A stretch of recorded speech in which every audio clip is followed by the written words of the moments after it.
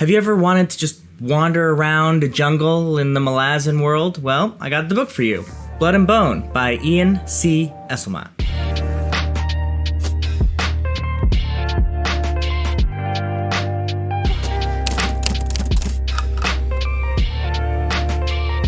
Blood and Bone by Ian C. Esslemont is the fifth book in the novels of the Malazan Empire, which is a companion, sort of twin series to Stephen Erickson's Malazan Book of the Fallen. This is the second to last book in the full series. The final one, A Sail, is the other one I haven't read. So feels like this is drawing this series to a close.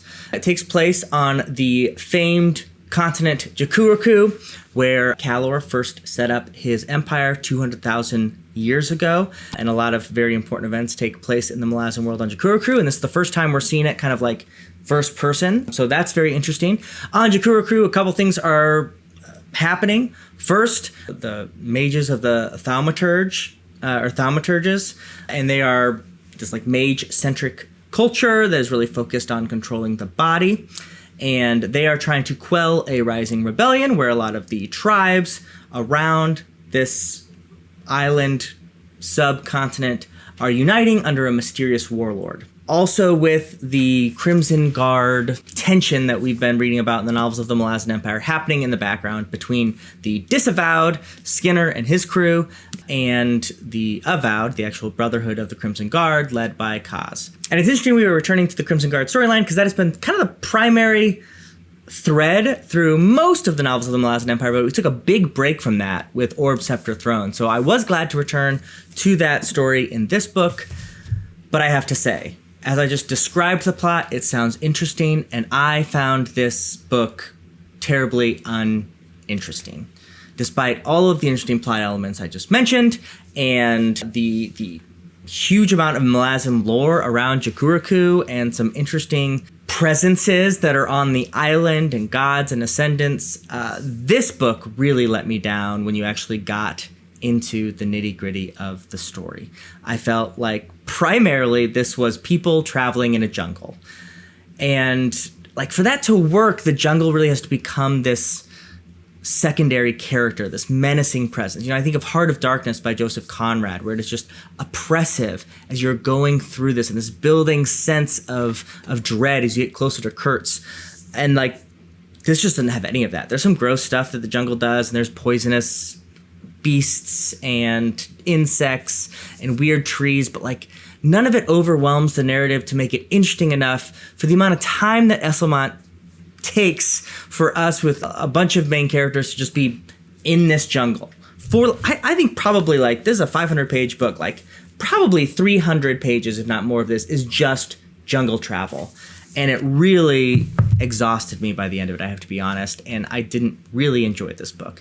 I also thought Esslemont went back to trying to reflect Stephen Erickson's style rather than embracing his own style, which I felt that in a great way in Stonewielder, and to a lesser way in Orb, Scepter, Throne, he had started to really assert his own voice on the Malazan world. And this he started to, again, take up an Ericksonian way of telling the story, which I just don't think is Esslemont's strong suit. And I think one part of that, as I read this, that I really nailed down on is Erickson is great at telling a main story from the viewpoint of secondary characters. Like, we don't often get in the head of Anomander Rake, or even after the first book, people like Captain Perrin or Whiskey Jack. But we are with people around them, and we see the actions that take place, and that coalesces into this larger whole, and also is this really great, like, meta message about the importance of each person in these larger world cosmic events. Esslemont tries to do this in Blood and Bone, and I think is unsuccessful, to where you just feel that you are being kept at hand's length from what you want to be reading at. And I just don't think that that's Esslemont's strength. And I'm very interested to go to the Paths to Ascendancy series, because then his main viewpoints are the main characters in that story. And I think that's when Esslemont really, really shines. I think that's why I like Stonewielder so much.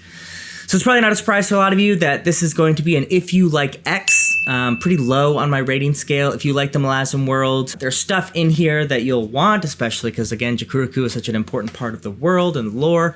But honestly, if this was not Malazan, I probably would have DNF'd this book and just like looked up a summary of it on a wiki. I really did not enjoy this, and I'm hopeful that a sail will land the plane much better than Blood and Bone did. But the vast majority of this is going to be spoilers because this is book 5 in a series. Probably most of you who are watching this have read the book, so let's talk spoilers.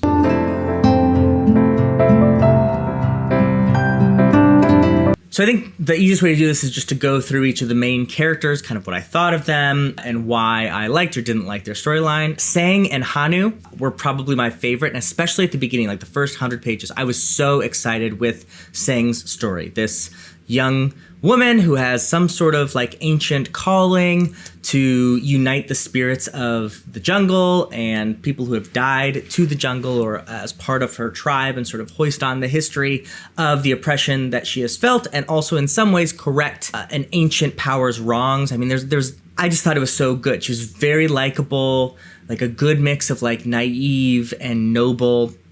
And then on top of that, Hanu, her brother, who is so loyal, and the tragedy of him being taken as a boy and then finding her again as this large, sort of changed soldier. All of that was great. I loved it. And in fact, I think the second half of the book really is hurt by Sang's most, like, at least passivity, if not complete absence from the story. And I think if it was more focused around her and her plight, then even the plight between like the tribes and the thaumaturgs, I think it would have been a better book, but it wasn't, and I was really disappointed by the ending.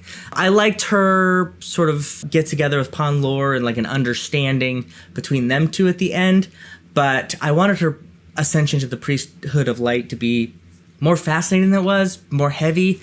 I don't know, like the ending was good, but I felt a little underwhelmed for how much I loved the character, particularly at the beginning. There's Golan, who is the head of the thaumaturg army. This is really an example of where I felt like Esslemont was keeping me away from what I really wanted to know about, which was like the thaumaturg, like idea of life. Why are they who they are? What does it look like for them? What is their viewpoint towards why they are keeping this power on this island? How have they kept this power? And it was all just like about this army moving through a jungle, how hard it was to be in the jungle. And like the best part about this is like towards the end, sort of unexpectedly, you turn towards Ponlor and really like him. But I just overall thought it was such a boring storyline, used up way too much of the book.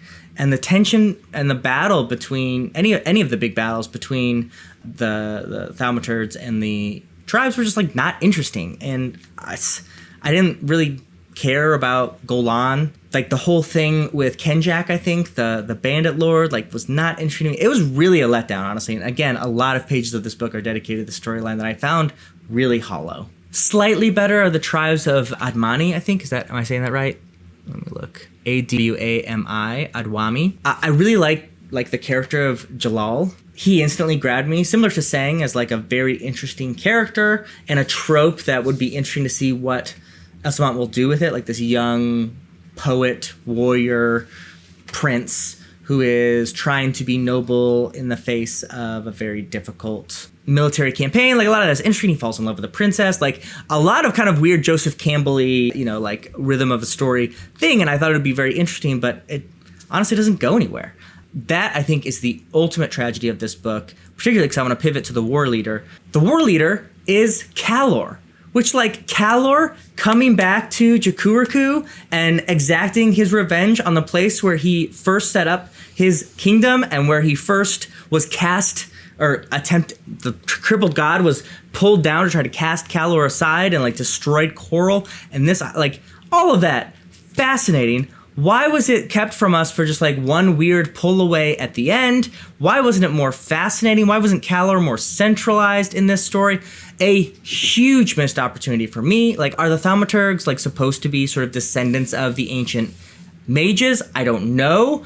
If so, that's fascinating, but why didn't we talk about that more? Like, if that's something you're gonna do it all the way. Not just this like weird localized battle of just these tribes versus this power. I cannot believe that there's a book that exists that Calor going to get revenge for that first empire, and it is my least favorite probably in that particular series, maybe my least favorite Malazan book.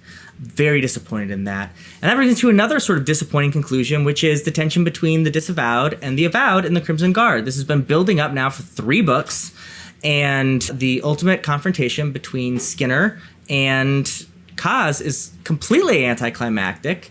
Triss just takes the gift away, or Ardata just takes the gift away. Triss is there, which is like I just found it, for a storyline that was so central to so much of it, to be done in sort of this, not half-hearted, but like a way that didn't really hammer down any particular point or lore or thought or really any. Kyle's not even there. I know he'll be in a sale, but like, man, I just really was disappointed by this book. And the more I talk about, especially the plot elements and how I think they could have been used and weren't, the more I'm disappointed. And I think this is my least favorite novels of the Malazan Empire. I don't really like Return of the Crimson Guard, but at least like it didn't let me down as much as Blood and Bone did, because I didn't have as much writing on it at that point. So with all that, I mean, someone tell me if I'm wrong in the comments below. Tell me why Blood and Bone might be great, and maybe I'm missing it, or that I'm going to really like a sale, or what a lot of people have said is just like, get these done and you're really going to like Esslemont in the Path to Ascendancy. Let's talk about it in the comments, y'all. But as always, first in, last out.